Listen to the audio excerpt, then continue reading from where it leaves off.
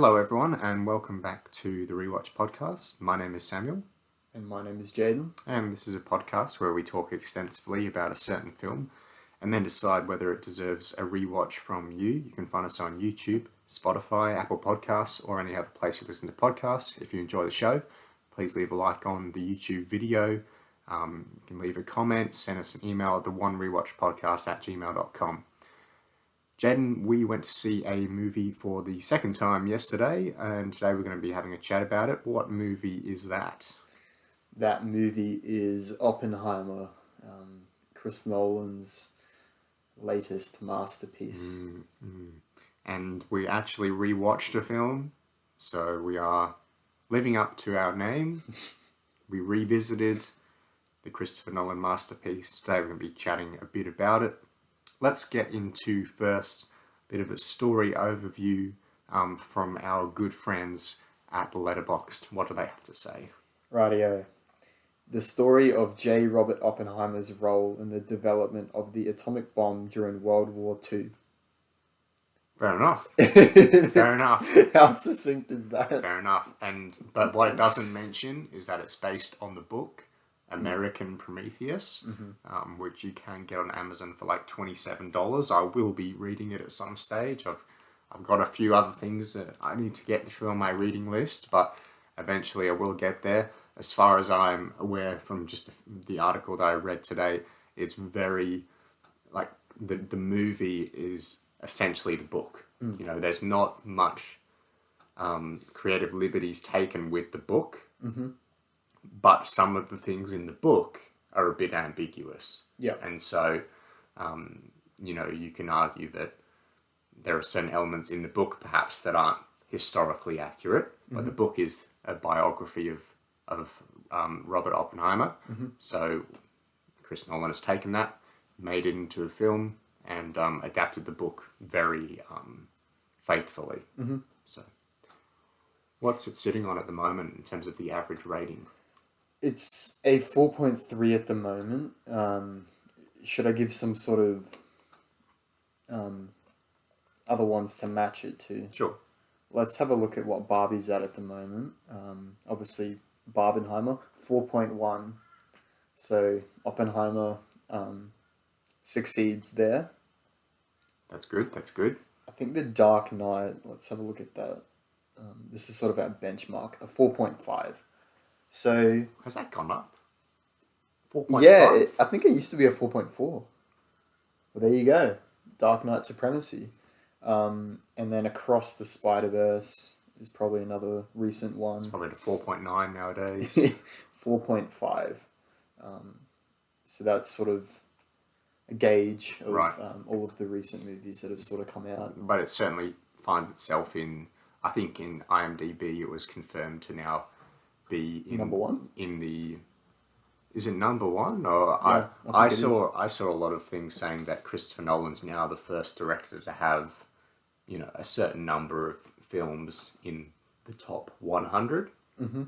So that's quite an achievement for him when you consider other directors that haven't got that achievement. Yep. Directors that might have made, The Godfather Part 1, Part 2, and Apocalypse Now, but that's 3, and now Christopher Nolan has 5, 6, 7 films that are in the top 100. 35 is what it's at the moment. So number 35 in the rankings. Dark Knight's obviously number 3. Yeah, but like you said, he's probably got a few in there. Inception's number 14. Interstellar's probably on here. 24's Interstellar. I mean, that alone speaks to how, great of a director Christopher Nolan is. For him to have almost half of his filmography in the top 35 is kind of ridiculous. Yeah. Kind of leads into our first discussion point. Obviously this being a Christopher Nolan film, what are your expectations going into a Nolan film in particular? Obviously, if this was just a regular biography, or sort of a biographical film, you wouldn't be as excited because of the subject matter, maybe, even though the subject matter is very interesting. But But what connotations does a Nolan film sort of bring, and why do you get excited for the latest Nolan film, no matter what he's doing? Yeah. I think the reason I get excited for Nolan movies is his consistency, right? I've never seen a bad Nolan movie. I think the lowest I've rated a Nolan movie is a B, which is The Dark Knight Rises. Right. Obviously yet to see Insomnia and The Following, but probably the B's the lowest we're going to see from him. So consistency, but if we're talking about like elements of a film, I want to see Nolan movies because of their scale, because of how grand they are, because of they're always shot on film. Their truth to classic cinema, the music and just how all of the elements go together. And he's sort of got his band of professionals that he continues to use. You've got, I'm going to butcher this, Hoyt van Hoytema, who is the cinematographer. You've got Right. either Ludwig or Hans for your score. And I'm sure he's got a bunch of other people, producers and whatnot, that stick with him on his projects. But it's just consistency is probably what it boils down to. Right. It's just he's across the board, everything's pretty much perfection. Yeah, I mean, if you even take, I think my lowest ranked Nolan film would be Dunkirk. But then if you put that into the sort of the war movie genre and said, today you're going to watch a war movie, which one do you want to pick? I'm probably quite likely to pick Dunkirk just because it's got that sort of Nolan feel to it. It's got something interesting going on. It's not just your typical film. So he always does bring a sort of flair to his work. And as you said, he does have his sort of team behind the camera that sort of guarantee that quality, but he also has a team in front of the camera, doesn't he? Because he has a lot of recurring sort of actors working with him, a lot of very talented people who want to continually do Christopher Nolan films. But in this film, it just seems like the entire industry of actors wanted in on a Nolan film. And this is what he was doing, so they all hopped in. And I watched a video where he was speaking about casting Cillian Murphy as Oppenheimer, and he's been wanting to do. I think it goes both ways. I think Cillian and Nolan have both wanted to collaborate in some way because obviously Cillian's been in a bunch of Nolan movies, but he's never been the lead actor. So when Nolan was first developing Oppenheimer as a film, he went to Cillian first. And obviously, that was the right pick because there is an obvious Best Actor award up for grabs for Cillian Murphy. Yeah, and he certainly looks the part as well, even just, disregarding his acting capabilities. He does look very similar to the actual guy. He's got that very sort of slim, kind of... His bone structure sort of peeks through. Yeah, he's got very sharp bone structure, very thin guy, and so he's very good at the stare. The sort of the ice cold sort of haunted eyes. That sort of stare. So it was great to see Cillian Murphy kind of finally get that lead role. Obviously, he's had his Peaky Blinders series where he's been the lead in that. But you don't see him a lot as the leading man. But I get a sense that might change now. I mean, I don't think he's become like a movie star that's going to draw people to the box office. But I think that this definitely proves that he can hold a film by himself. So 100%. He's got what it takes. Might I add as well? I think the reason I watch Nolan movies is because they challenge me. Like, a lot of movies nowadays, you sit in a movie theater and you just sort of get absorbed by what's going on. Take Barbie, for example, or Shrek. We always come back to... Or Gran Turismo. But Nolan movies continually sort of push boundaries and they make you think, like Inception is a pretty clear exemplar of that, where it's if you don't pay attention and if you don't think about it, you're not going to understand it. Yeah, and the prestige as well, you know, and I feel like there is a bit of a meme culture around Nolan films saying, you know, typical 30-year-old white man saying that The Dark Knight is the best film ever made. Yeah. You know, Christopher Nolan is, you know, the messiah. And, you know, there's sort of like this fanfare around Nolan films, you know, particularly in our kind of demographic. Yeah. And I think there can sometimes be a bit of sort of the fan base is kind of built around, oh, this is a movie where you're going to go in and you're going to have to think about it. So it's kind of like a movie for a better class of moviegoer, you know, than just the regular Joe moviegoers who might not want to commit the Logan Pauls of moviegoers. Well, that's exactly right. You know, people that might not want to commit to either a 3-hour historical drama or just a film like Inception or Interstellar or The Prestige, which, you know, jumps around quite a bit. So, Jayden, would you recommend Oppenheimer to someone who hasn't seen it, and what would sort of be the target demographic for this kind of movie? You know, what are the like interests of people that are going to find themselves enjoying Oppenheimer at the cinema? 100% I would recommend this movie. I would also recommend the Rewatch. In terms of the target audience, it's hard to say. Like I've known people who enjoy a broad range of movies, and they went to see this and they really enjoyed it. And then I've asked them, is it his best movie? And they've said Interstellar is his best movie.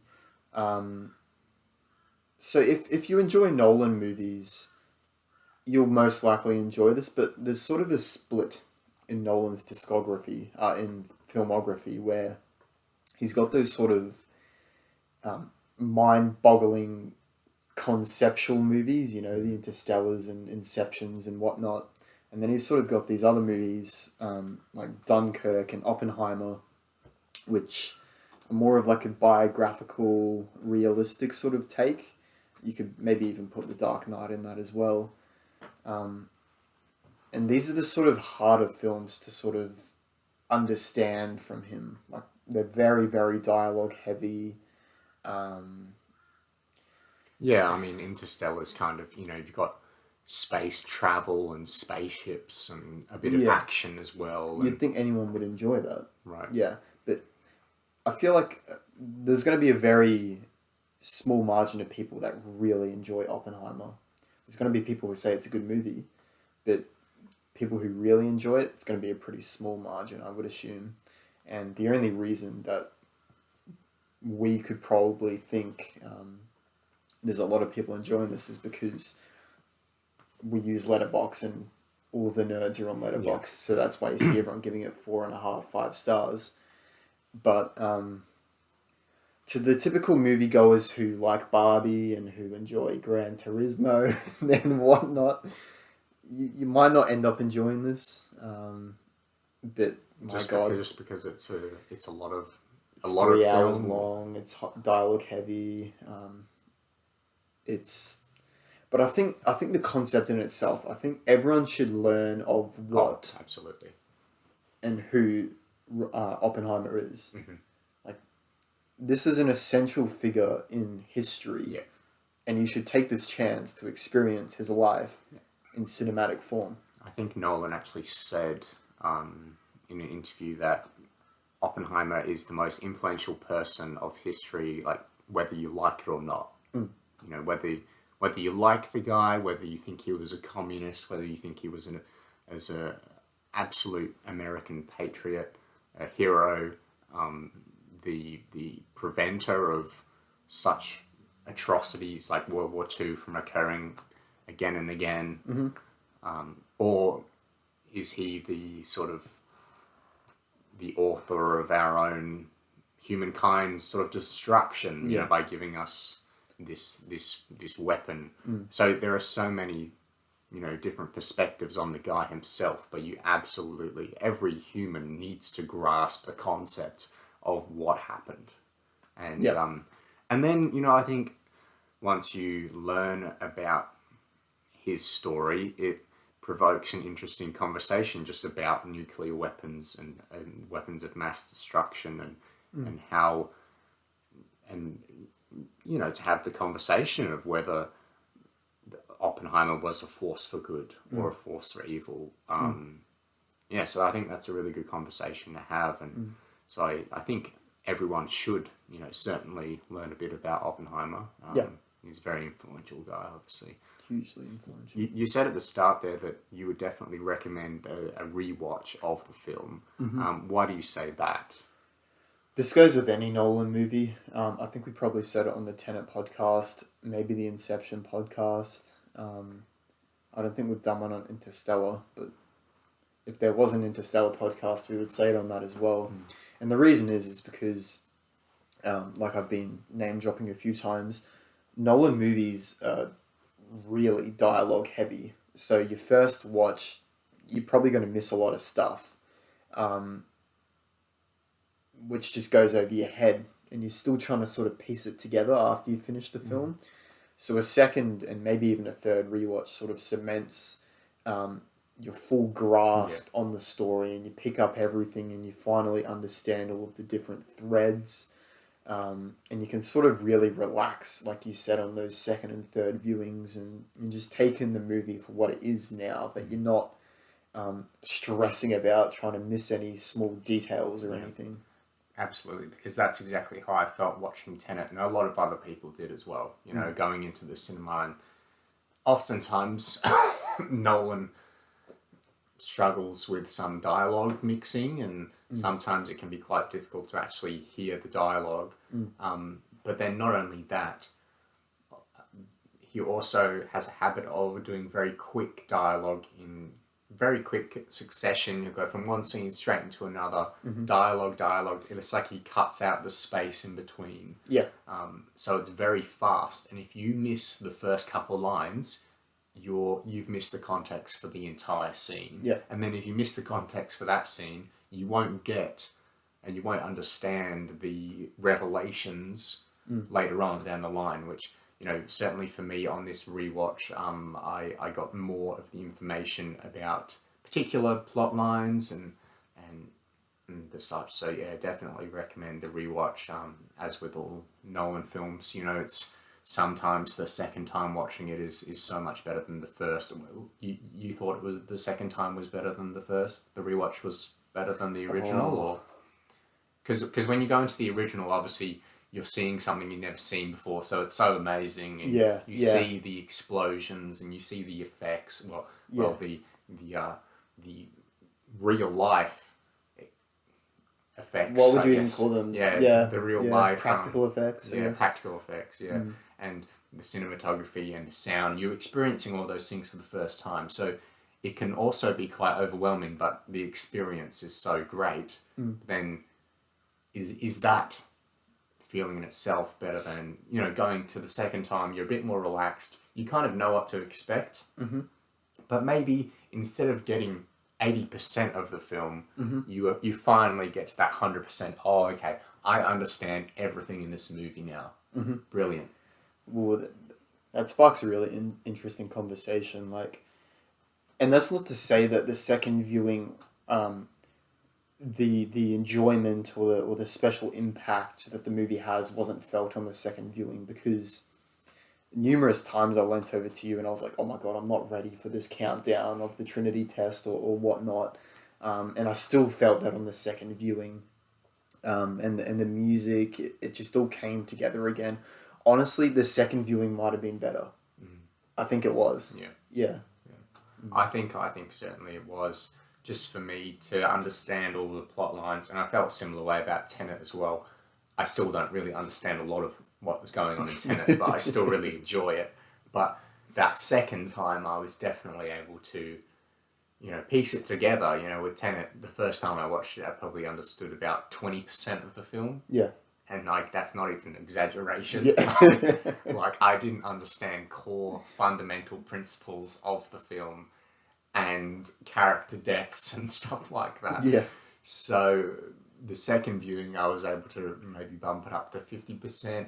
And then now I'm stuck around 55%, I think, Of Tenet. Yeah, You being because serious? the more you think about Tenet, the more confusing it becomes. Yeah, that is true. There's a certain point where you think, oh yeah, I actually quite grasped this movie. Then you think, oh, do I actually? And then you start thinking through some of the concepts again. And you're like, no, I don't. Yeah. So there's you can kind of lull yourself into a false sense of confidence with Tenet in particular. But with this film, it's like because it does employ that sort of non-linear structure. The movie starts with the end, and the end starts with the beginning, and it jumps around from time frames. So, for instance, I think we could just declare that obviously this is based on a historical event, so there's no spoilers per se. So we'll just say that we're just going to dive into certain scenes throughout the conversation. But I will say that the black and white scene between Strauss and Oppenheimer, they're at the dinner table, there's the flowers in the middle, and they're discussing the policy surrounding the hydrogen bomb. I thought that was during Los Alamos, sort of during the war. Yep. But it's actually post-war. They're not discussing the bomb, they're discussing the hydrogen bomb with the Soviets just starting to sort of learn how to do it. Yep. And on the first viewing, I thought mistakenly that was in the Los Alamos time period, because Robert Downey Jr.'s character Strauss doesn't actually meet Oppenheimer until after those events. Yep. But I didn't put that together. Yeah. So well, I mean, you also have to think of the black and white, right? Like black is, I guess you could call it the trial timeline, and you could call like it's kind of like fission and fusion is I think what they sort of with fission referring to the atomic bomb and fusion referring to hydrogen bomb. I think fission is like in terms of science or whatever. I think fission is like the maybe the start of the nuclear process, and then fusion's when it like comes together or something. So the main difference between these two processes is that fission is the splitting of an atom into two way around, or more smaller ones, while fusion is the fusing of two or more smaller atoms into a larger one. Yeah. So it's kind of like breaking it apart and then putting it back together. Yeah. So whether that has a scientific meaning relating to these weapons of mass destruction, obviously it does, but whether Nolan used that with that intention, or he's just saying this is where you put the pieces of the story together, and this is where, whether it's a metaphor for something else, those atoms being, the story of the film, piecing together Oppenheimer's life. So, further investigation needed on that point in particular. So, let's talk about just some of the cast members. Obviously, pretty stacked cast here. Yep. Cillian Murphy leading the way. Obviously, we've already talked about being involved in many other Nolan films before this one. And when he was announced as the character, we sort of said, well, that's fantastic. He's finally sort of got the lead role in a Nolan film. Let's see what he can do. And he absolutely knocked it out of the park, because I didn't see Cillian Murphy for the minutes. And then he just disappeared into the character for me. Yeah, he really sort of becomes one with Oppenheimer in this. Which is interesting because he doesn't have that many alterations made. Like, doesn't have heavy makeup. Towards the end, when he's a bit older, he does. Yeah. But they didn't do much with his hair. I think they changed the colour of his eyes, obviously. But there wasn't anything that sort of made you forget, he didn't appear different. His appearance wasn't changed materially. Yeah. The performance just did it for you. Yeah. And I think that's the mark of a great actor or a great performance, right? And when I look at Strauss, unfortunately, I see Robert Downey Jr. That's not to say it's not a bad performance, because it is an incredible supporting performance in this movie. But I think Robert Downey Jr. as an actor is just, he's so iconic and so so recognizable. So recognizable that he's sort of, you can't separate him from any of his performances.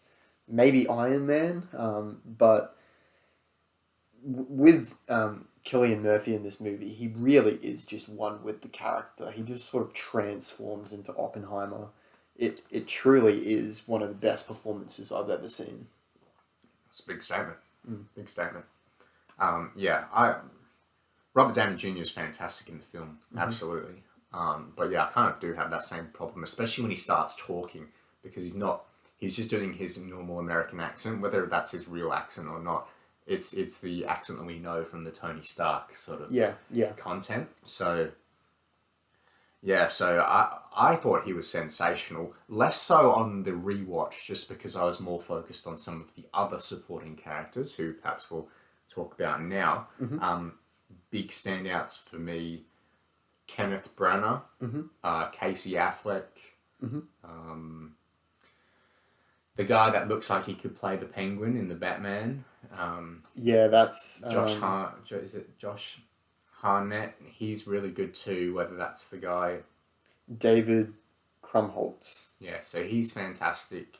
And then Josh Hartnett, I think, is the guy with the he's kind of like the Republican scientist. He's the scientist who tells Oppenheimer at the start, he's like, look, man, you got to keep this politics out of the laboratory and stuff like that. Yeah. He was very good too. Benny Safdie, obviously fantastic. So, and what are the supporting characters that stand out to you? I'm going to have to mention Emily Blunt. Like, we've said continuously on this podcast that Nolan is not good with female characters. She arguably has one of the best performances in this movie. She is fantastic in this movie. And what they do with her character, I was going to mention this when we were watching the movie, but I'll mention it now. I really like Emily Blunt's, who plays Kitty Oppenheimer. I like her introduction into this movie because the movie starts with the security clearance hearing on that small little table. And Emily Blunt's just sort of in the corner, in the shadows, sort of obscured.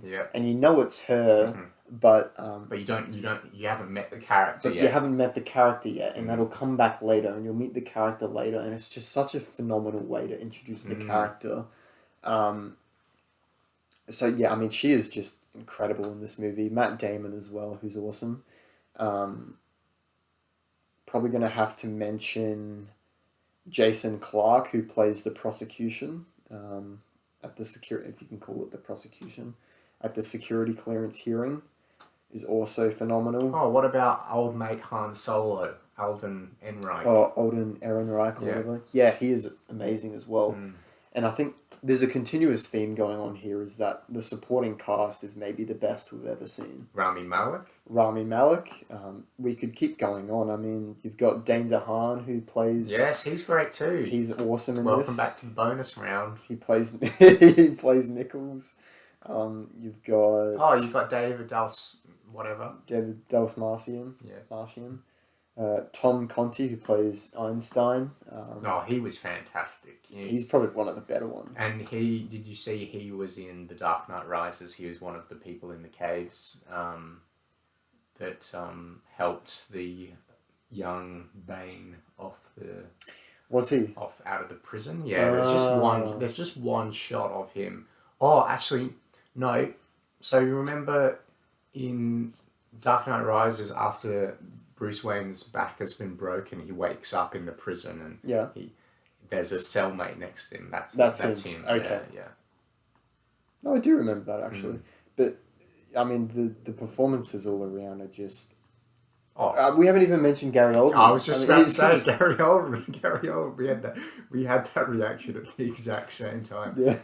And Gary Oldman is a perfect example of just everyone playing their role in this film. You know, nobody comes in to try and steal the show. Well, I mean, maybe you could argue that they come in to try and steal the show, but they come in and they just grab your attention for their small time on screen. You know, if you take Casey Affleck, Kenneth Branagh, Rami Malek, and Gary Oldman, their screen time, they probably have about 5 minutes screen time each. Yeah. But when they're on screen, you're absolutely captivated during all their different moments. And that is what keeps this movie going for so long with such great pacing and momentum, is those people, they come in and at first you think, oh, that's Rami Malek. Yep. But then you see the performance, and that's what keeps you going. You're not Yep. just there sort of ticking boxes like, oh, that's a great actor, that's a great actor. Mm-hmm. Like they come in and they actually play their roles. You know, they're Mm-hmm. not playing themselves; they're playing roles.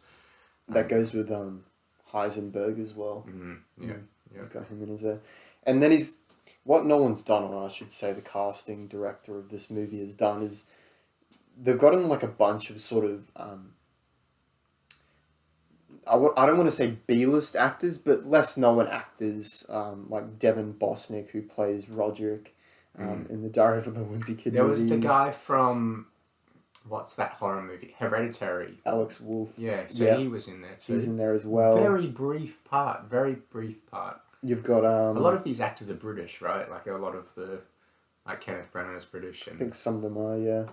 But I mean, Nolan's British, so that's expected. Yeah, that's what I'm saying. Like... You've got Josh Peck from Drake and Josh in there as well. It's just really weird casting, but it somehow works. Yeah, I mean, the performance... I don't think there is a weak performance in this movie. No, not really. What do you think about... I mean, I wanted to kind of save this for later, but just because it's sprung to mind. What do you think about some of the commentary about... We've spoken about Christopher Nolan and his female characters in the past. Mm-hmm. There's been some commentary about this film as that it portrays women in a sort of demeaning light. Whether that's a sort of general statement to say that Christopher Nolan, all women in this film aren't portrayed correctly, or it's just the women that are given prominence in the story, Emily Blunt and Florence Pugh's characters, are just...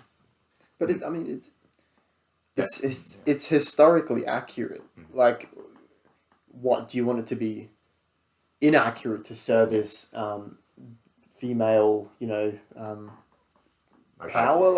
I tell you what they want. They want Emily Blunt to be the real inventor of the bomb. That's what they want. They want Emily Blunt to be like, the real hero of the story. Mm. And which is fine. You can make a modern movie about that, fictional movie about that, whatever. Yeah. Go ahead. But I guess you can't help everyone. And if it's a historical drama and it depicts women in a certain way, like the women are working on the typewriters and stuff. Like if that's what they have an issue with, then there's kind of like this movement to erase history almost. But it's funny you mention that because there's a scene in the movie where they're at Los Alamos and one of the female, I think she's a typist or she might be a scientist, but it's hard to say. There's so many actors, and it's the room where they're sort of chucking all the marbles into the like the fish bowls, and she's in there, and then they're like, all the men are like freaking out. They're like, oh my god, you can't be here. Your genitals are exposed to the radiation or whatever. And she's like, well, your genitals are more exposed than mine are. Yeah. So I mean, there's moments like that in the movie where it's sort of taken in a white way. Yeah. But Nolan in no way, or anyone else working on this movie, portrays females as, anything disturbing or it's just outrageous to say that. There's several comments about the women on Los Alamos being really educated. Like, so there's a lot of scientists. Emily Blunt even says in her first kind of scene in the party, she says she graduated with her science degree and she graduated into the housewife role. And she said it as if isn't that ridiculous? I had this degree and now I'm just a housewife. Yeah. And so, I think that's actually quite progressive commentary that Nolan's kind of put in there, and these women being so educated and they're being told to, can you type? And they're like, well, they didn't teach that when I was learning about physics and biology and, all these high concept stuff. Yeah. I think we can dismiss those criticisms. We can put those criticisms to bed. Maybe the reason they come up is because of Florence Pugh and her... the sort of the nudity aspect. Her nudity in this film and the way that she's portrayed. What about the commentary that says that in particular, the nudity regarding Florence Pugh's character was exploitative, What are your thoughts on that? I think it's tasteful. I don't really see any issue with it. It sort of highlights how Oppenheimer sort of threw his integrity as an American citizen under the bus for this woman, Jean Tatlock. It's interesting, and I would have liked them to sort of go more into the whole, did the FBI kill Jean Tatlock, or did she kill herself, or did you pick up that on the movie? Or? Yeah, so I did pick up the Black hand. Glove? Yeah, the Black Glove, and I was reading an article from Vulture, I believe, that goes through the historical elements to see whether it's accurate or not. And there is a bit of a conspiracy about how she did die. There's a huge conspiracy, yeah. Yeah, so that is obviously noted in the book and then portrayed accurately in the film. So yeah, that is a bit interesting, and I certainly remember watching the film for the first time and thinking, that's a glove? Yeah, she's been drowned. But then it was never mentioned again. So it's weird how he sort of tiptoes the line here in the movie, because he doesn't really outright say whether the FBI or whether she killed herself, because it sort of flips back and forth. Yeah. Like there's a moment where she's taking some sort of pills, and then she's putting her head in a half submerged bathtub, and then there's a black glove, and then it flashes back. So Nolan just kind of leaves it up in the air as he usually does. Which is probably what you should do when you're presented with such a sort of debated, ambiguous death. You've got to portray both sides without necessarily taking a position, which he doesn't do, which is probably good. I almost prefer to give us a bit of both, so we can actually, you can tell us, this is actually a bit ambiguous. We're not too sure. And that's the story. The story is that we don't know. Yeah. There's the whole the suicide note wasn't signed either. Right. So did she really write the suicide note, or was it them writing it for her? Did they poison her and then drown her? It's an interesting commentary, and there's a lot to delve into there, but I can't say Florence Pugh was one of my favourite characters in the film. But I think the way that the character was portrayed was done tastefully, and it was done right. I think the scene everyone's referring to, obviously, is that security scene where Oppenheimer's sort of testifying or reading into the record his affair with Florence Pugh's character. And his wife, played by Emily Blunt, is sitting there having to listen to this. Yep. And then Nolan sort of transfers into this sort of like metaphorical view where Oppenheimer feels like he's naked before the tribunal, or before the the investigation committee. Yeah. And that is obviously confronting for him, because he's talking about these personal things and he feels naked. And then it transfers sort of Emily Blunt's perspective, and she is feeling terrible as well, because she is now visualizing. She's having to hear that. Yeah, and then Florence Pugh's looking at her. Yeah. And so I think if you watch that scene and you're like, oh my gosh, that is horrible, that's a bit much, that's exactly what Nolan wants you to think. It's what it's intended for. It's not there, so all of the guys going to see the movie can see Florence Pugh naked. Yeah. It's not that type of movie. Yeah. And I feel like Florence Pugh wouldn't have committed to the role herself if she wasn't. Well, she's done a lot of stuff. Let's not dismiss that. Yeah. I guess. But I get what you're saying. Yeah. Yeah. Yeah. I think there's an artistic sort of integrity behind it. For sure. Yeah. So regarding sort of the visuals of the film, there's no CGI at all in this film. It was made for a budget of about $100 million. And that is just absolutely unheard of in nowadays. You think of movies like The Flash, where they've spent $250 million on it, and it's just full of rubbish CGI. And then you have Indiana Jones, $300 million, full of rubbish CGI. Yep. How does Nolan do it? $100 million, no CGI, and it looks this good. The VFX department must have a huge portion of the budget allocated towards it. Because if there's no VFX in this movie, then they're obviously not spending any money on that element of it. So, well, I think all they have to do really is construct the sets and travel to the locations and pay the actors. Yeah. I mean, and then there's obviously behind the stuff scenes, like you got editing and... Yeah, you got to finance, you got to pay for all of the people to create the film, but... Yeah. But... There's no outsourcing studios to make effects and stuff. It's all, I'm assuming it's all done in-house to save costs, which, I mean, it's just crazy that a movie like this can look that good. And like you said, you've got stuff like Indiana Jones and The Dial of Destiny coming out, which just looks absolutely atrocious for a budget for three times the amount. 3 times. Would you rather have 3 Oppenheimers one Indiana Jones? And you think about, we speak about this a lot, like the budgeting in Hollywood is a direct correlation to financial success. If you're going to make a film about Indiana Jones that's $300 million, you are absolutely crazy if you think you're going to make any money. Yeah. Because you're either going to have a smash hit and maybe you make a couple $1 million, or you're going to do what Todd Phillips did with Joker, or what Chris Nolan's done with Oppenheimer, and make a great film for a kind of a low budget, and then just watch the money just pour in. Just incredible. I'm so glad that this sounds like really nerdy, but like cinema is honestly returning. Like it.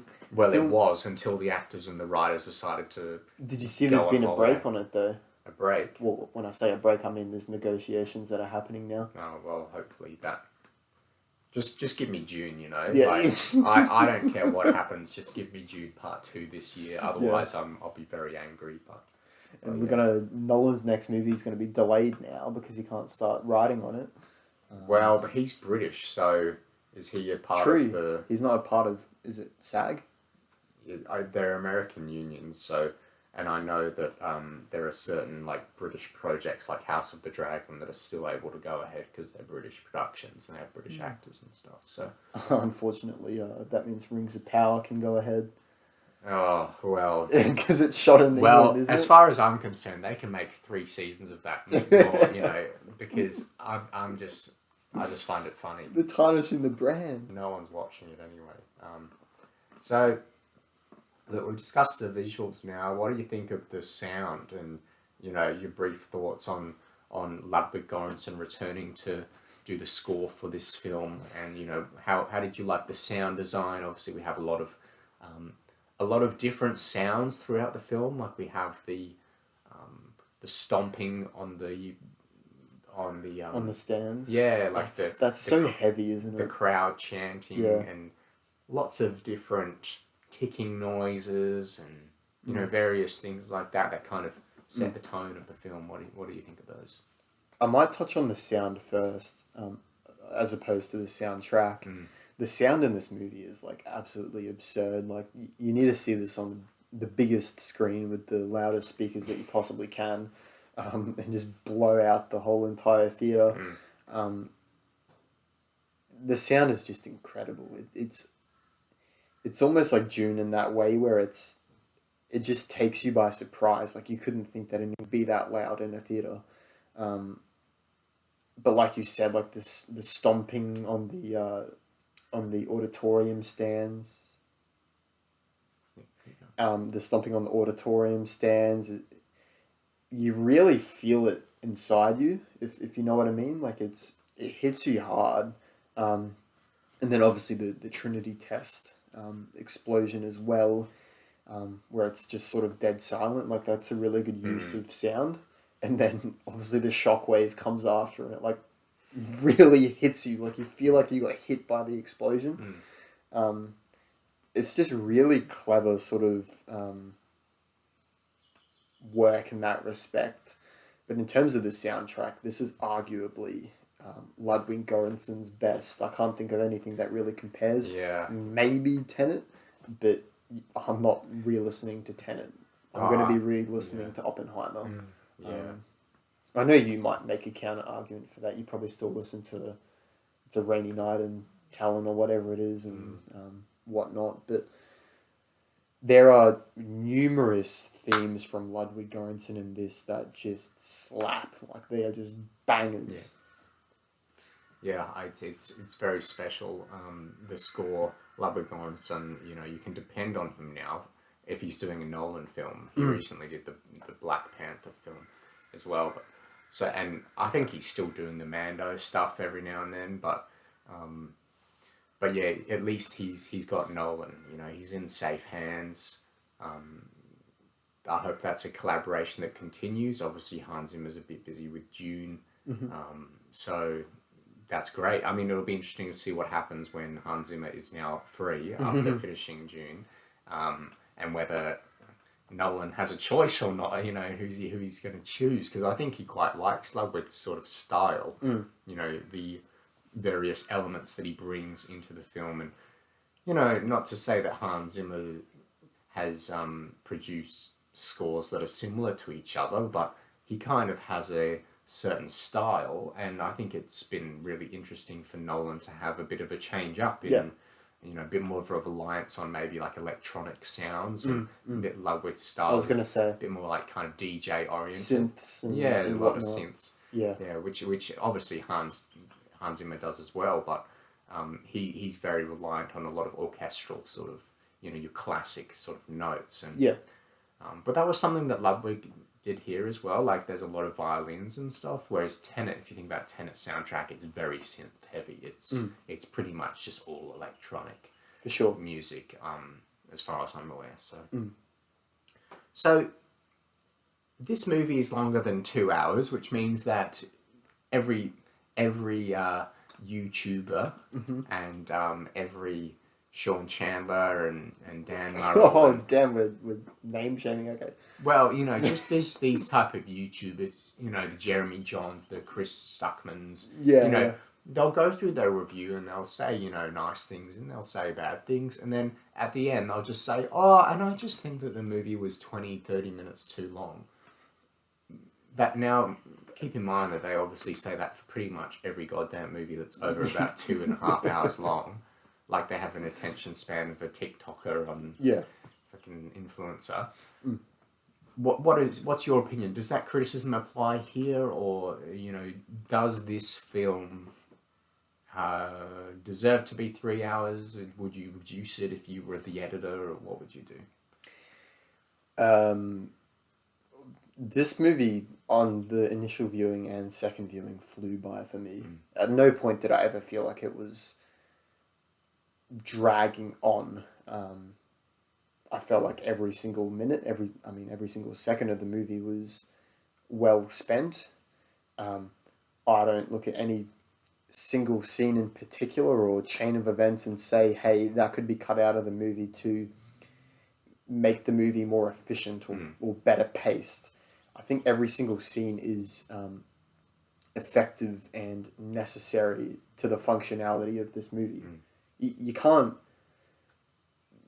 cut out anything, because then you just lose a big portion of the film that speaks to another portion of the film, and that's the thing with Nolan movies. Everything's interconnected. So for me, I felt like the 3 hours was 100% worth it. I could look at something like the Snyder Cut and say, hey, look, we could probably cut that down a bit. And me too. As a huge Snyder fan, absolutely, I agree. Because there's crap in that just could be cut out. Yeah, and just stuff that takes longer than necessary. I mean, you watched a bit of the Spider-Man Lotus fan film that came out recently, and something that I saw just from watching a few clips of that is that just the establishing shots just go on for far too long. Yeah. And so you're just staring at a picture of New York, or just a helicopter camera on New York for about 5 minutes, when really all you need is 5 seconds. Yeah. But that doesn't apply to something like Oppenheimer, because everything is so tight. The dialogue is so fast. Nolan must be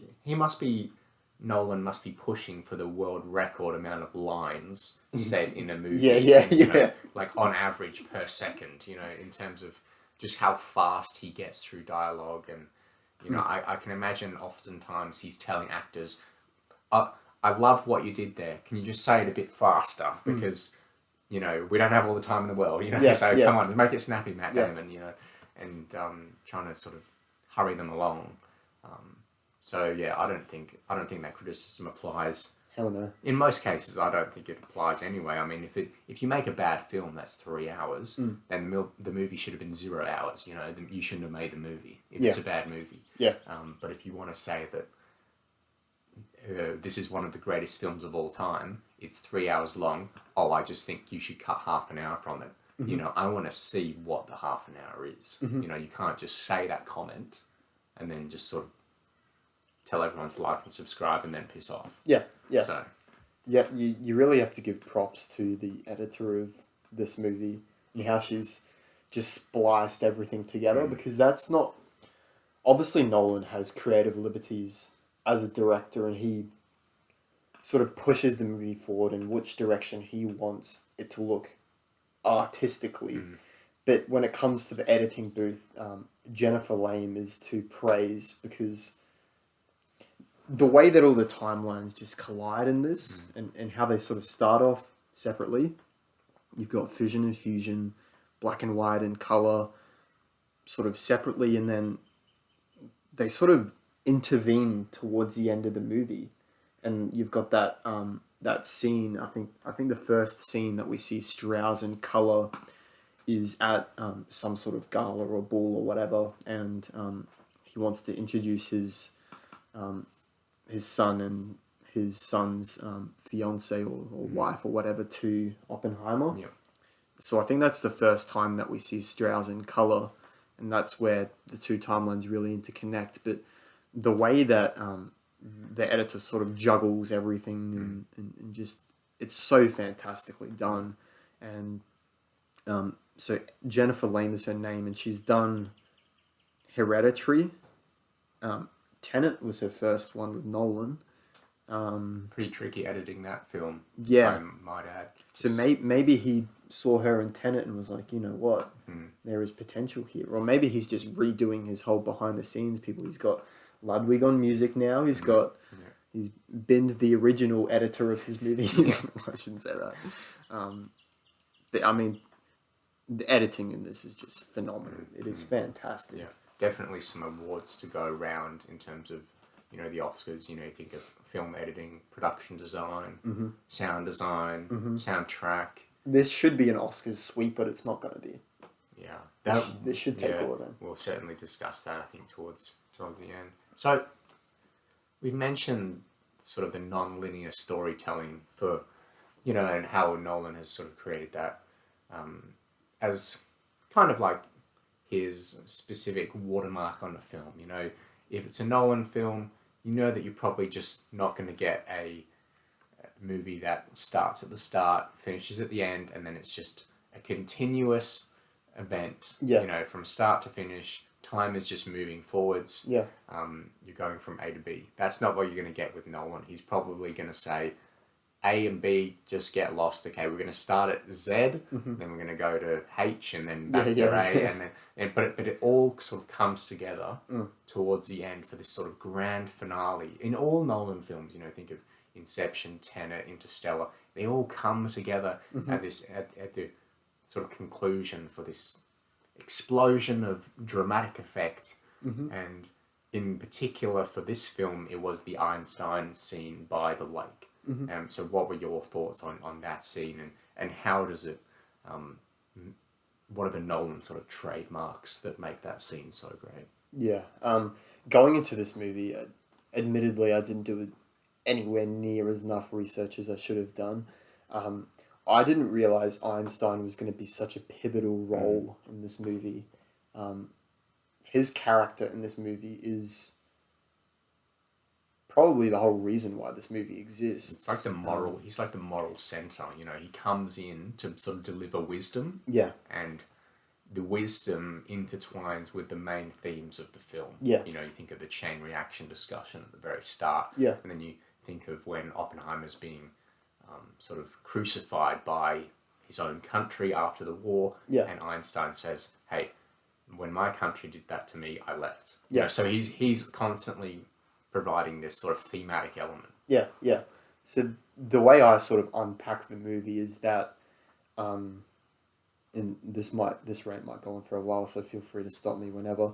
But Einstein and Oppenheimer have that chat about, his creation ending the world, and you have Strauss sort of approaching them whilst this conversation is going on, and because Einstein is so shocked by this math that has caused the creation of the atomic bomb, he walks off in this sort of dead face and doesn't even acknowledge Strauss. But it's not because he hates Strauss. Yeah. It's because what he's just heard is just absolutely shocking.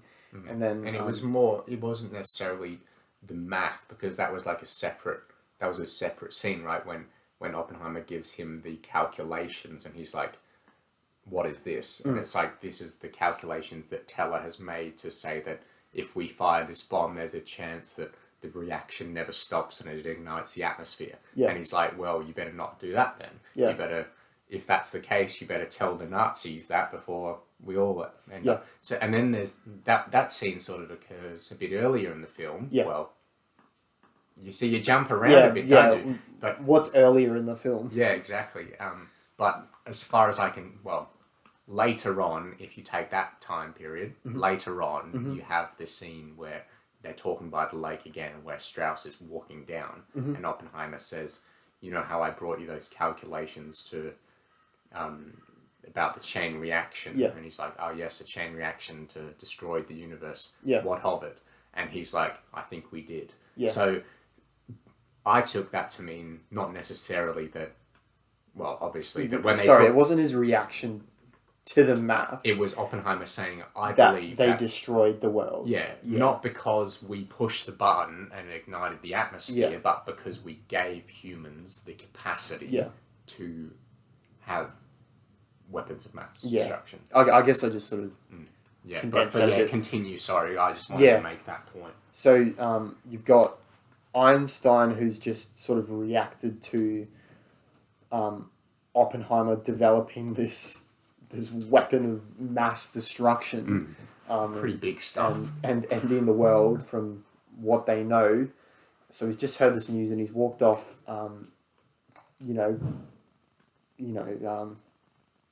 fair enough. I mean, any normal person would be distraught by that information. How do you even respond to that? Yeah. And, egotistical Strauss has, thought that the conversation was about him.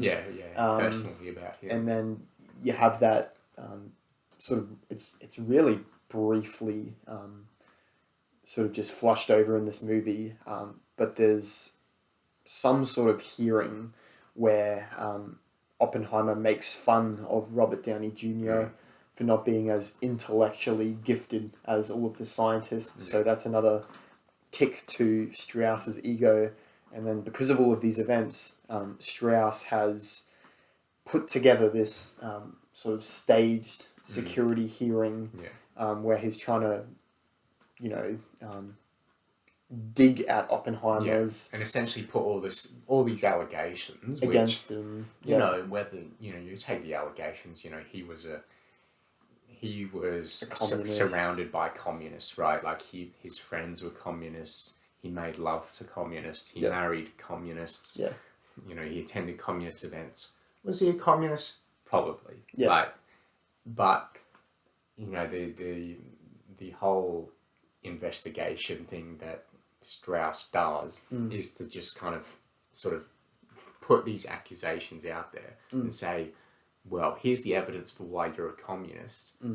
We're not going to give you your security clearance anymore, knowing that that's going to be read into the public record so that then some newspaper can see it and go, oh, Oppenheimer's a communist, and then make that sort of conclusion. And then suddenly his reputation is tarnished and he can't, work and progress further. Yeah, but just the way that Strauss's character is sort of unraveled in this movie and how he goes from being someone that you could trust, he seems like a normal dude, and then just the way that it unravels throughout the movie, and how there's this one scene where you've got, I think it's Nichols, so Dalsmartian, oh no, sorry, Borgs, who's Dalsmartian, Dane DeHaan, who plays Nichols, and then the camera just sort of slowly pans back and unveils that Strauss was at that conversation, and that he gave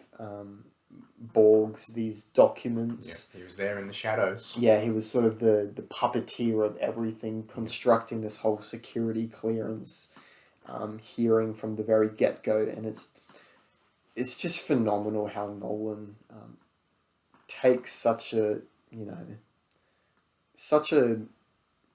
pretty uninteresting event and just makes it just the most incredible thing ever. Yeah.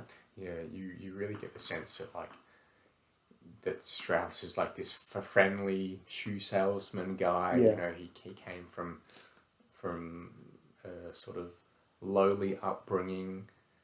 Even that comment itself, I think, Oppenheimer says at the start of the film, "Oh, I didn't know you were a lowly shoe salesman," and Strauss says, "No, I was just a shoe salesman," saying, essentially saying I wasn't a lowly anything. I even think that was a bit of, if that, I think that was in black and white, so that would be an objective sort of scene.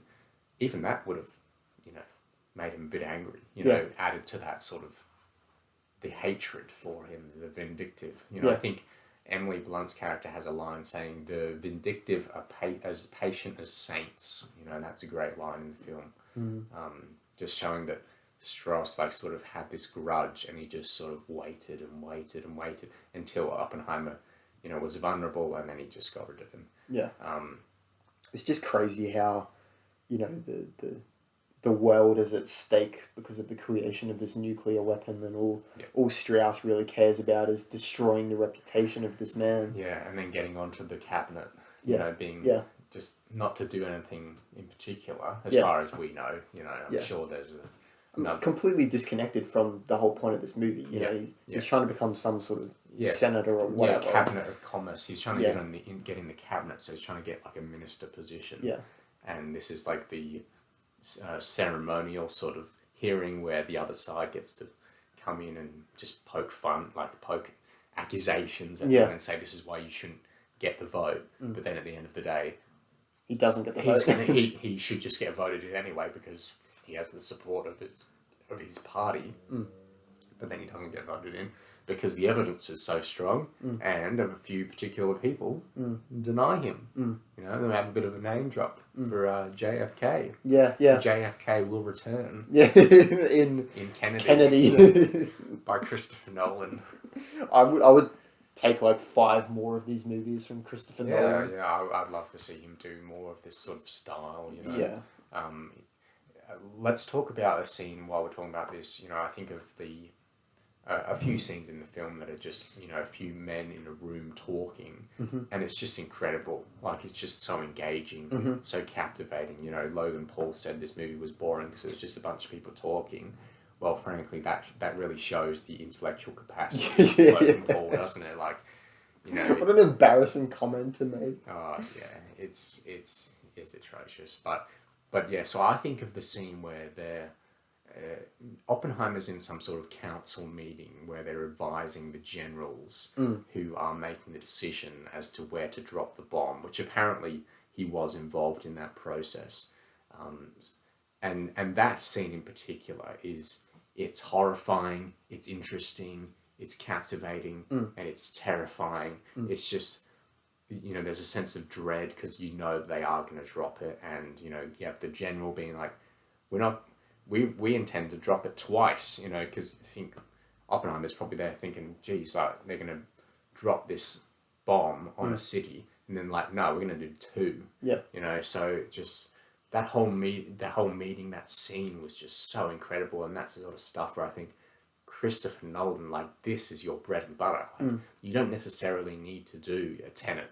You don't need to turn time upside down to make a good movie, because you've got it right there. You've got just a bunch of people sitting in a room writing or saying dialogue, and it is top tier filmmaking. So what did you think of that scene? Anything to add there? I like the way that Nolan uses space in this movie. Like, the security clearance sort of set piece where they're in this tiny room where there's like no space to move. And then you've got that sort of defense meeting that you just mentioned, which is also in this tiny little setting. And Nolan's packed like 15 or 20 people in these rooms. And they all just sort of play off one another. The way that he somehow manages to make these set pieces so interesting is just incredible.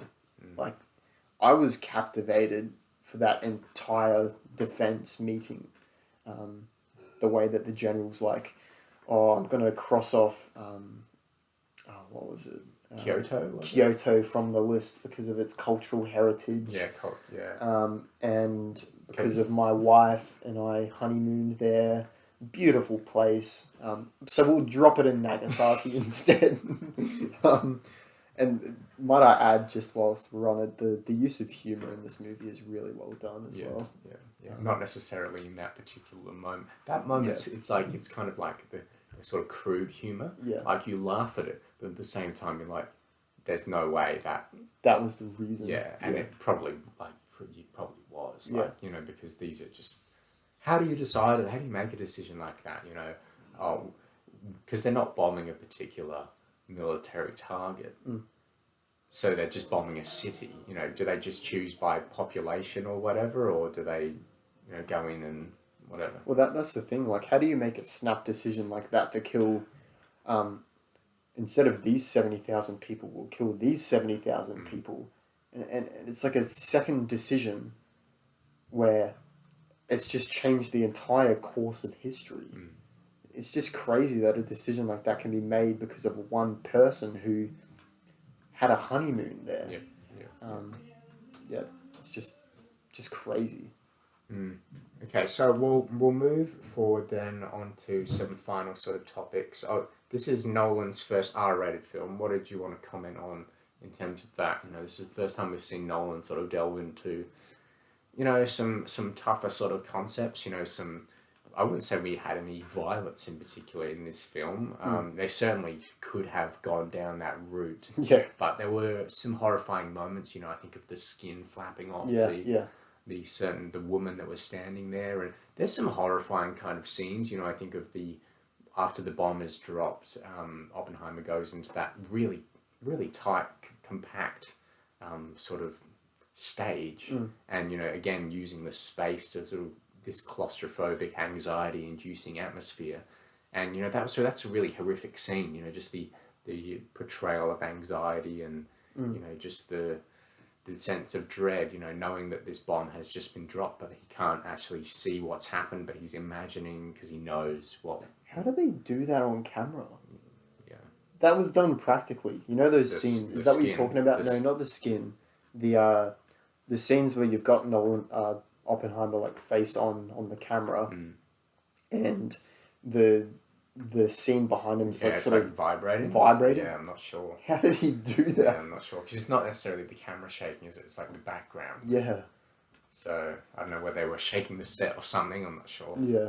Not sure. But yeah, so there are specific horror elements, I would say, in this film. It can be quite sort of tough to watch at times. Or even the scene where there's the prosecutor sort of going in on Oppenheimer, and then it gets like more bright and bright, as in like almost like the explosion. The explosion's happening, and the use of camera work in that scene's really good as well, because it's sort of at the head of the table where the three, I guess you could call them board directors are.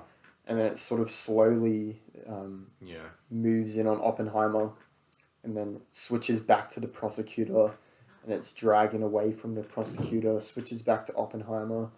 The use of camera work in this is just amazing as well. So, I mean, what else do you want to talk about in terms of Oppenheimer? I mean, the Casey Affleck scene spring to... Well, what's your favourite scene? For me, I think that collection of scenes there is really good. So I think, I forget the specific name that they refer to as this sort of saga But there's, I would say maybe half an hour or an hour into the film, Oppenheimer's approached by one of his friends and colleagues and says, "Oh, you know that guy that we met at the FAECT meeting? He's actually working with the Soviets or whatever, and he said that if anyone needed to pass any information on to the Soviets, who are the allies of America at this point in time, that he could be used to channel information." And that was sort of a huge ordeal in terms of Oppenheimer's security clearance, because it was essentially an advance from the Soviets to Oppenheimer directly to say, "Hey, if you want to pass us information, you can do it through this guy." Yeah. And obviously Oppenheimer says, well, that would be treason, but he doesn't go and then report it to the authorities straight away and give the name. Yeah. So he does all of these things that he probably just did because he didn't want to bring his friend into any harm. He didn't think much of the advance in the first place. He wasn't going to give any information anyway, so what's the purpose of it? But then if you take the viewpoint of the American generals, that's a huge security concern. Yeah. If somebody makes an advance to one of your top scientists and your top scientist doesn't immediately report to you and say, "Oh, by the way, the Soviets are trying to get information off me." So that's sort of one of the really pivotal moments in the film that calls his security clearance into question, and for me makes it a really interesting argument to actually say, well, Oppenheimer's obviously portrayed as a very sympathetic guy throughout this film, but he shouldn't have had security clearance after the war because of these connections. You know, whether he was a good guy or not, you know, these connections, there was a spy in the base, and you know, they did have compromised sort of security, and that was Oppenheimer's fault, some of it, you know. Yeah. So, and if he's not involved anymore, if he's not developing any more bombs for them, why would he have security clearance? Just take it off him. Yeah. That makes perfect sense to me from an objective sort of standpoint. But you could definitely argue, you know, well, how about we consider his personal circumstances, what his views were, but maybe he's lying, maybe he's not, you know, maybe we don't have the full story. Everyone he knew was a communist, so it's certainly fair, in my opinion, to say this guy's a liability, because he might not be a communist himself, but everyone around him's a communist, you know, and he was telling people, hey, if you become a communist, you might not get to be a scientist, so consider that before you do. Yeah. Or almost implying that he did that himself. Yeah. So, you know, it was called the Chevalier Incident. So the Chevalier Incident, and that did actually happen through a mutual acquaintance. George Eltonton was available to pass confidential technical information to the Soviets, and Oppenheimer obviously said that was treason, but then he didn't report it, and obviously that led to all of the issues. Vulture says that Oppenheimer's first mistake was in waiting months to disclose the conversation to security officers. His second mistake was not telling them the truth. He refused to name Chevalier and made up what he later called a cock and bull story about Eltonton approaching multiple people. For his post-war enemies, this was irrefutable proof that Oppenheimer could not be trusted. And, you know, you got to see that information and think, you know what, that's fair enough. You know, think about all the security concerns that you had during the Cold War period, which followed shortly after the events of this film. Absolutely. So, you know, really interesting sort of historical elements throughout the film that Chris Nolan just presents exactly how they should be. So full credit to him. Yeah. But Casey Affleck comes in that sort of moment. That's his part of the film. Yeah, because he is in charge of security at Los Alamos, so he's in charge of Oppenheimer's security. Yeah.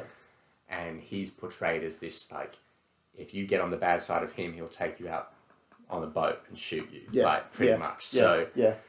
he comes in with this presence and is just straight away, you're like, oh, this guy's serious. This guy will kill you. Yeah, yeah. And he will go, for the sake of his country, he will break the laws of his country for the security. Yeah. Yeah, yeah. So... Because Matt Damon sets him up as like a really...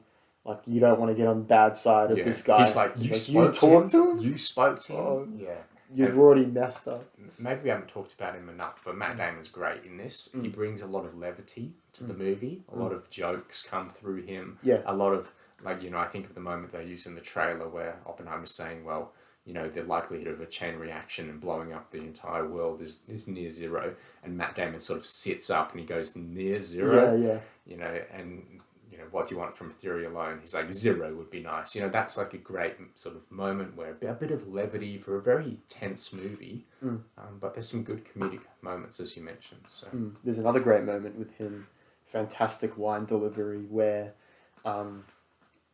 they're in the process of recruiting all of the scientists, and there's this one guy who like clearly doesn't want to go because they obviously can't tell him the reason. So he's like, Oppenheimer's essentially telling the scientist, hey, come work on this project for 2 years. He's like, what is it? Well, I can't tell you what it is. He's like, what's it for? I can't tell you that either. And then Matt Damon's like, well, how about because it's the fucking most important thing that's ever happened in the history of the fucking world. Yeah. And then just fantastic line delivery, and then he storms off. And there's another moment where he walks through a door and slams the door against the wall. Matt Damon just has such great presence in this movie. Yeah, really good. And he's very recognisable. Like, I wouldn't say he necessarily disappears into his character, but he's just great at what he does. That sort of role is what he's really good at. I think Ford versus Ferrari, kind of a very similar sort of role in the sense that, like, he's a character that has some comedic moments, but when it needs to get serious... he's there, he's your guy, you can rely on him. Like Good Will Hunting as well. Yeah.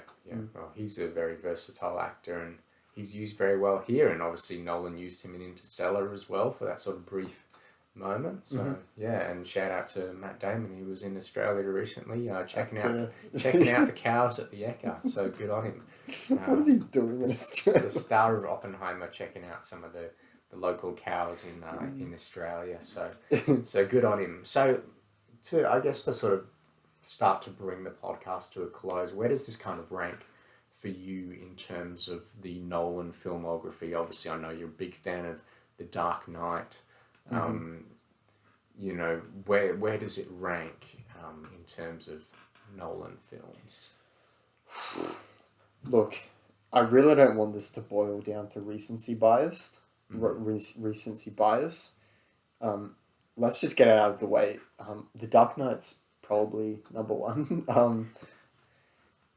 It's just my favorite film, and putting anything above that would sort of be like treason. And maybe this is a big maybe. Maybe half the reason that The Dark Knight is first is because it's a film that I constantly find enjoyable, time and time again. I've watched it so many times, and it's constantly enjoyable, and it's a great movie as well. It just so happens it's a great movie as well. That's the exact same thing with Oppenheimer. Oppenheimer is a really enjoyable movie, and it just so happens it's a great movie as well. Initially, I had The Dark Knight from best to least best. I'll just name the top three. Dark Knight, Interstellar, The Prestige. You could kind of argue that The Prestige and Interstellar are interchangeable. I think they're both A+ movies or 5-star movies, whatever you want to call it. But after yesterday's viewing, I've moved Oppenheimer up to number 2. And I don't want to look at it on the basis of recency bias, but I mean that viewing was just insane. Like it was. I have issues with Interstellar. I've got issues with The Prestige. I can't think of any issues with Oppenheimer other than the sound mixing, which probably just boils down to the fact that it's not shown in its original format. I'm sure the sound mixing would be 10 times better in IMAX. So what was your issue with the sound mixing in particular? Like, because I did find that some lines I did not hear. I think there was a particular line from Emily Blunt that I remember missing in the first film, and in the second film, it happened, and I was like, oh, I missed that. Hang on, I missed that last time as well. Yeah. So yeah. I feel like there are a few lines. I can't wait to get this movie on 4K and just put subtitles on and just watch it once through subtitles, and then from there on take them off, just so you can enjoy the picture. But was that kind of an issue? Or? That's my only issue, and you can't really critique the film just based on that, because that's not really Nolan's fault. I would have to see it in IMAX to see if that's just the editing in this film, or if that's a sound issue that we have at our local theatre. I'm not too sure. Yeah. So as it stands, stylistically and how the film's actually made and the acting performances, I don't see anything wrong with it. I genuinely believe this is a perfect movie, and probably spoilers as to what we're gonna obviously rank this movie. I'm not sure about you, but I hadn't even thought about that actually. So for me, as it stands, it goes The Dark Knight, Oppenheimer. But I mean, Oppenheimer is just, it's ridiculous, ridiculously good. Yeah, I mean, just contemplating the rating now. I mean, the sound mixing. I couldn't hear one or two lines, and sometimes I felt like it would certainly be easier to hear dialogue than it was. But I could still hear it, but I feel like Nolan oftentimes makes you work for the dialogue a bit too much. So I feel like that. But then again, I haven't had those issues when watching the films on 4K and stuff like that. So I don't know whether he changes the mix. I wouldn't be surprised if he does. Changes the mix for the theatrical versions. I mean, God help everyone's home theatre system if he does not change the mix when the movie starts playing and it has that Prometheus quote, and the music just goes. Just blows out your speakers. Yeah, because your windows are going to get shattered, and Christopher Nolan's going to get a lot of angry emails from upper middle class people with their home theatre systems who have just had their speaker explode because Ludwig Göransson's gone hard with the score in the first 2 minutes and just really blown things up. So, but yeah, I can't really think of something in particular about the film that could be better or was particularly bad. Trying to give sort of criticism. I'm genuinely struggling to find criticism here. Yeah, maybe the dialogue, but the good thing about the dialogue is that you pick up little nuggets of information every single new viewing, where it's like, oh my god, that's just changed the whole way I perceive this movie. Like that whole Casey Affleck situation, or the conversation with Einstein, or whatever it may be. The dialogue is just so essential. It's kind of like Tarantino in that way, where the dialogue is so heavy, but every little line services something. So I can't fault the dialogue for that. Okay, well, let's transition then into the music segment. We've obviously talked about Ludwig Göransson at length already. Incredible soundtrack, and even when you're watching the film, you're just like, oh, this music is incredible. It really changes with the tone of the film at times. It's not just a typical Ludwig Göransson just blow your ears off for 3 hours kind of score.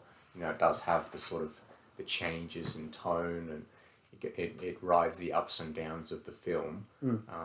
But yeah, obviously Nolan just loves giving the score the main sort of sound platform. He just loves to elevate the score and have that be the thing that's going to make you feel the emotions rather than the dialogue or the sound effects or whatever. So I think this was another incredible score, and Nolan gave it so much prominence that we were able to sort of appreciate it just like normal with Nolan. So, and I think, I really like the Tenet score, particular tracks, like so good.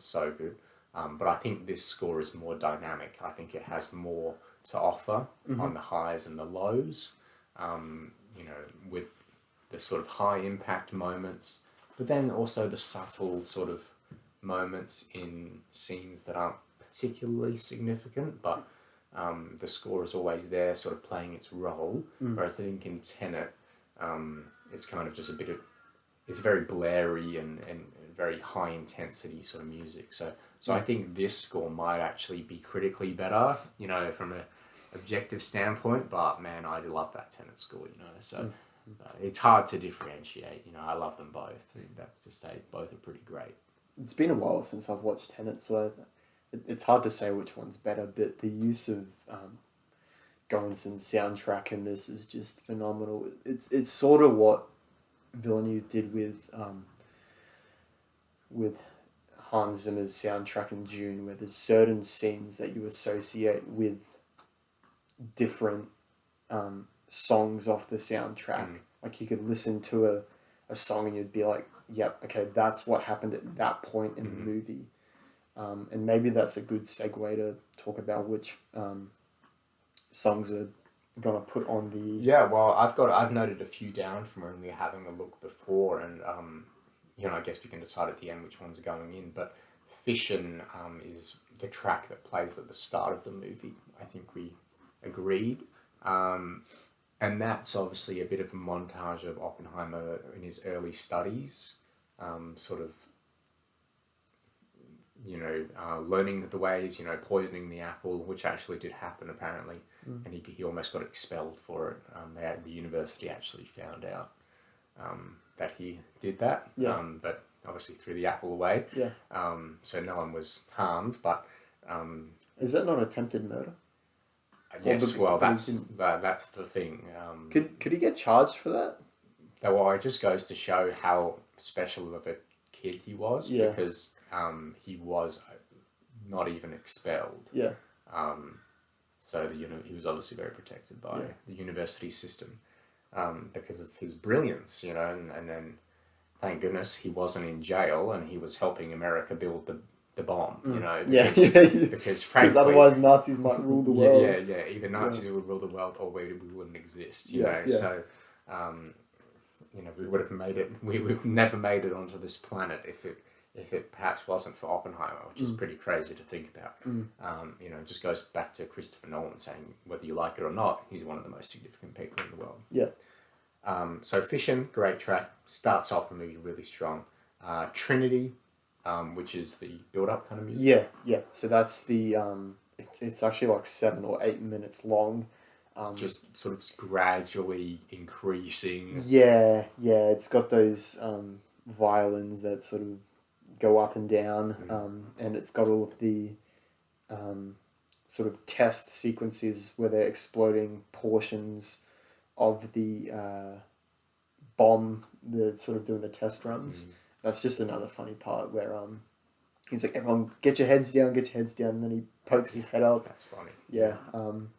He does it twice. Is it the same guy that runs outside when they explode the atomic bomb? I think it so. Might be. But I know that he does it twice. So there's that scene where he says, put your head down, and then he puts his head up and watches it. And then there's another scene where I think they transition, because there's a kind of a montage of tests. Like they have that really small one where they have a small barrier, and then it's just a few of the guys, and he's like, put your head down. And then the other one is a bit bigger, and they've got like a wall, and Matt Damon is there. Yeah. And he's like, everyone head down, and then he's like, puts his head up to explode it. And then sort of transition obviously into Trinity. Yeah. I couldn't really remember where we were going with that, but the Trinity soundtrack. So it's 7 or 8 minutes long, and it sort of spans that whole sequence, and it builds up towards the eventual silence of the atomic explosion. Just really great use of that song in the movie. Yeah. It's not really a song theme, I guess you could say. Can you hear the music? So perhaps that's the... That's the sequence where did he study? It wasn't Cambridge. Was it Cambridge? Well, because he starts off in Germany. Yeah. Doesn't he? Yeah.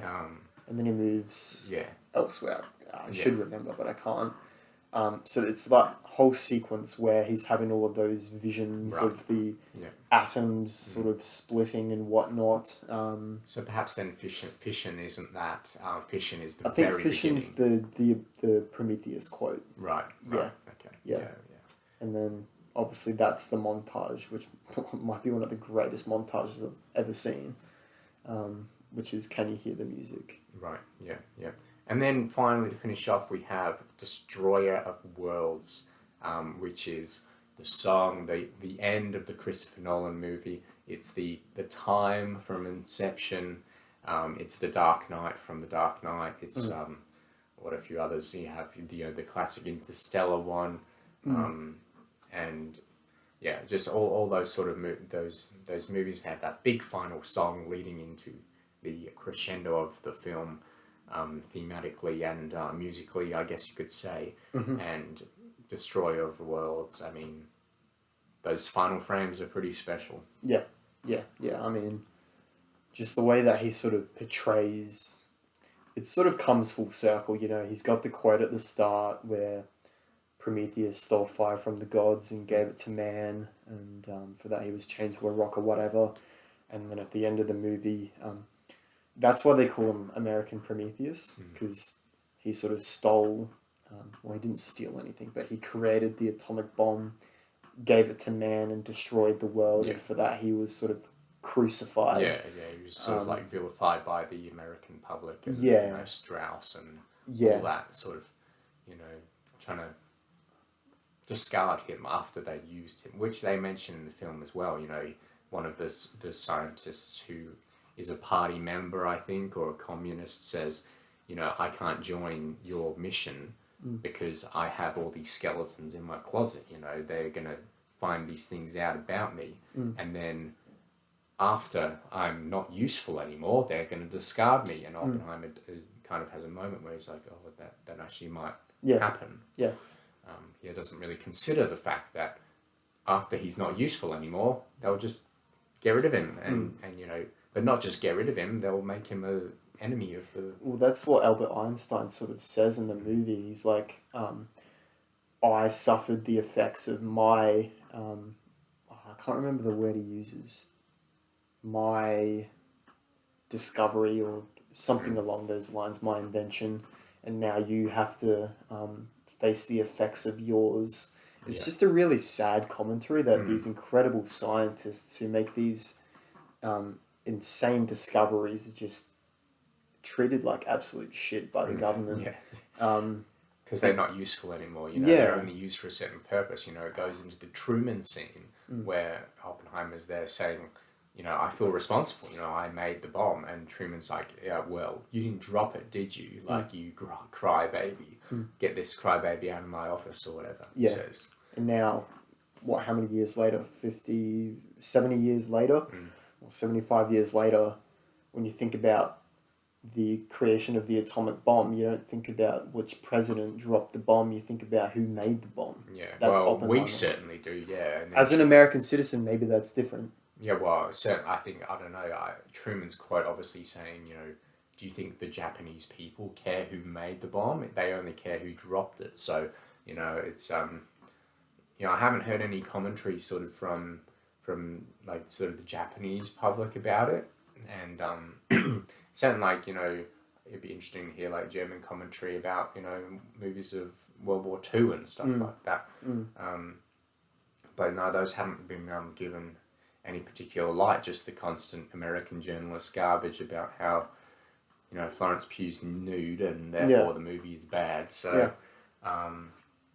just sort of classic stuff, I'm afraid. But yeah, I mean, so many complex themes in the film, and I think it's a huge credit to Christopher Nolan that he's able to create a film that doesn't annoy or anger anyone. Dealing with all these delicate issues. Yeah, I just want to give some spotlight to that scene whilst we're talking about like the Truman and such. The scene where this sort of goes on the Albert Einstein commentary where he says about the effects of your creation, where he's eventually been, by the way, he didn't receive a Nobel Prize for this, but I think Einstein? no, Oppenheimer, but Right. all the other scientists did. Oh. So Oppenheimer didn't. I could be wrong about that, but I don't think he did. But the government eventually gave him the medal and whatever. How many years down the line when he's almost dead, and Emily Blunt has a great moment there where Benny Safdie goes to shake her hand, and she obviously doesn't shake his hand back, and she has that really sort of just anguish on her face, because previously in the movie she's really getting frustrated at Oppenheimer for shaking his hand, and just kind of putting up with all of this yeah, criticism that he's getting, Yeah. not standing up for himself and sort of taking it on. And I think it's sort of portrayed as if like Oppenheimer feels guilty and therefore he is happy to accept all of this torment because he feels like he deserves it. And Emily Blunt's character is sort of saying, no, you don't. You did your duty for your country and now you have to stand up for yourself. Yeah. Well, I think her whole standpoint on it is Oppenheimer's, like you said, he's sort of trying to take on all this guilt to sort of make himself better, and then she's like, you think they'll forgive you if you go through all of this guilt stuff. They're not going to forgive you. That's never going to happen. Which is just a really sad thing to hear from your partner. Like, it's just devastating. Yeah. Well, I mean, I guess that brings us kind of to the end of things. Shall we get into a bit of final thoughts, tier ranking? Do you want to start us off? Yeah, I'll start us off. Why not? It's another A+ from Nolan. How many of these does he have by now? I think 4. Dark Knight, Interstellar, The Prestige, and now Oppenheimer. And then I think there's 2 that sort of A's, Memento and Inception, but arguably they could be A+ as well. Yeah. Batman Begins. Yeah, I'm not a big fan of that. I think I gave that like an A-. But I mean, they're still great films. But yeah, in terms of this, the first initial viewing, I gave it an A because there was still stuff that I had to pick up on. I didn't catch everything. I didn't fully understand what the context of the film was sort of speaking on, and like you said, you have to learn more about the historical accuracy of it, and what each event in the film meant. And this time around, it just all sort of clicked for me, and that's usually what happens on a second Nolan viewing. But as usual, like, all of the elements in this film are like perfection, and I've said several times, like, this is the best supporting cast I've ever seen. I've never seen a better one, at least in this magnitude, with the amount of actors that they had. Phenomenal, like, just incredible, and Cillian Murphy deserves all of the praise for his performance. Yeah, there's honestly nothing wrong with it. If you're the Oscars, what awards are you giving for this film? Should I pull up the Oscars awards? Go on then. Because there's too many now. I don't know all of them. Yeah. Well, obviously, Best Picture is... we haven't got all the films of this year yet. Obviously, we've still got a Martin Scorsese movie to go, and we've still got a part 2 of June to come. And so Best Picture, I would give. You give so far. Best Actor, I would give to Cillian Murphy. Yeah. I mean, I don't care what Leonardo DiCaprio or whoever the star of the Martin Scorsese movie is. Like, you've got to give it to Cillian Murphy. This is like the role of a lifetime for him. Yeah. Best Director, I'd give to Nolan. Best Supporting, they don't have gender Best Supporting, do they? No, they do. They do. Yeah. Best Supporting, I'd probably give to Downey Jr. But there's so many in that film you could probably give it to. Yeah. You could probably also give female to Emily Blunt. I'm yet to see anything better than her this year from what I remember. Yeah, hard to say. Best original score. I mean, you think about maybe Margot Robbie and her various, like Babylon. Oh no, is she the lead character in Babylon? Yeah. Or was Babylon last year? Babylon was this year, I think. No, it's out on Blu-ray already, so I don't know, maybe it was very earlier this year. Because was there awards? Last year. Oh, so yeah, so they've already done awards for that. Yep. Yeah, okay. Yeah, disregard that. I'd give this best adaptation or whatever it is. Best. Yeah, okay. Best adapted screenplay. Best adapted screenplay. Yeah, honestly, it should win that because that category usually isn't very stacked. Now that I think about it, I think that Martin Scorsese movie might be based on a book, usually because most of Marty's movies are based on a book. So he might have a bit of competition in that area. The Killers of the Flower Moon. Yeah. Okay. It just, I don't think it's an original, it doesn't seem like an original Martin Scorsese movie. Like, he does a lot of based on book movies, so... Yeah, I mean, it's unfortunate because the Oscars just like absolutely orgasm for Martin Scorsese, as we know. Yeah. Despite the fact that he breaks onto our awards show and terrorizes everyone attending our award shows and commits heinous crimes. But I think he'll have tough competition. But I hope that logic prevails. And what are the other awards? Best cinematography. I mean, just for the fact that like this is all done practically. We've got Greg Fraser coming with you. I know. It's a scary thought, and I mean Australian pride as well. Yeah. Did he win Batman? No. That didn't even get nominated. I don't think. He won something though. June. He must have won. June. Yeah. Batman didn't get nominated from what I remember. That's outrageous. Yeah. Best film editing. I mean, this has to win that. That's the only thing that the Batman did really well, actually, was the cinematography. This probably won't win costume design. They'll probably give costume design to some Marvel movie to satisfy all of them. Yeah, they'll give it to some Black Panther movie. Like Isn't that what they did? Or something. Isn't that what they did last year? They gave it to Black Panther. Yeah, they did. Forever? Yeah. That's ridiculous. I mean, that's at least like 8 awards right there. I think, what's the most? Return of the King with 13, tied with something like Ben-Hur or something. Yeah. Yeah, this Oscar sweep for Oppenheimer. Yeah, and give a few to June in there for sure. And yeah, it should be a good Oscars season. We can only just hope that Barbie doesn't win all of those ones you just described. It's gonna win costume design. Oh, it will. Yeah, it will. It will. Yeah. It absolutely will. Maybe production design as well. Yeah, because they just made everything pink. Yeah. I'm interested to hear your thoughts though. So. Yeah, well, it's really hard to put it into context with Nolan's films because, we've had so long to rewatch so many of them and talk about so many of them and, really digest them. And, something like Tenet's a perfect example of, you walk out of it thinking that it's literally the best film you have ever seen. And then you go in second time and think it's even better. And then you watch it again and again and again. And you're like, you know what? I really enjoy this. I absolutely love it. But maybe it's not as good as I thought it was originally. But I still would give it 5 stars just because I love it, So it's really difficult.